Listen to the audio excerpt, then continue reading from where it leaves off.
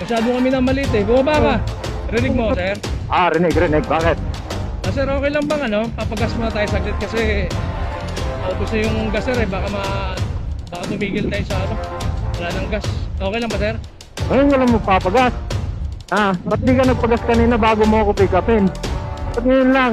Mamadali ako eh. May inahabol akong lakad ko dyan. Ngayon mo lang naisip magpagas bago ka umalis? Sir, yan? kanina kasi sir, yan? kanina kasi sir, pagbaba ko ng pasahero kanina, pinig up na agad kita. Kung gusto ko kasi sir, pag na-pick up na kita, tsaka ako magpapagas para isang babaan.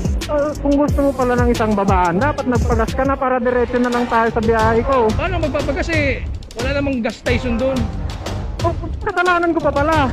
Yung mga kalokohan yung mga rider panay kayo si Raulo May nervisyo kayo ng customer. Alam mo ba yun? Ano sinabi mo? Si Raulo kayo mga rider eh. May nervisyo kayo eh. Ganun si Raul. Oo. Teka lang sir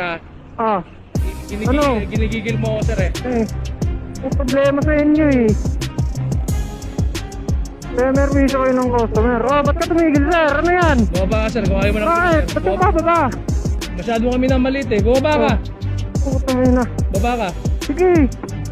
Grabe kayo Ano yun? Butak ina nyo